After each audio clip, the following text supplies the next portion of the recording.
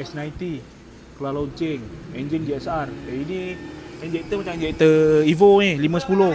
Banana. Tapi ni banana kemek kenapa ni? Ni pesen CP 86. 86. Ya, JE 86 juga. Perbezaan dia dekat inilah. Kan. Kalau kita tengok kan, ni tinggi, ni rendah. Kompres lah. Maksudnya gitulah.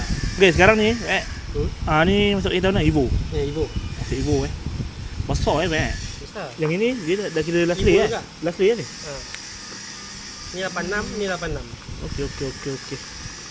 Ini pun harga sudah berapa ni? JE. Ini CP pun boleh tahan CP. orang kaya dia pakai ni. Kan? Sebab kata orang tu main Waisuku, barang Red Leo pula bau rumah ke apa ke. Dia ibarat saber je sebenarnya. Jadi yang ketahanan lah. Orang pentingkan ketahanan. Tak kisahlah saiz kecil ke besar, yang penting tebal. Betul? Tebal. Jadinya kau nak boost tinggi ke boost rendah ke kau yang pasal. Yang penting tahan. Yang penting kalau kau pasang ala kadar Pun tak cun juga tak cun juga. Kalau jenis yang asal boleh je payah. Asal boleh payah. Betul. Jadinya kita kena cari pemain yang betul. Betul.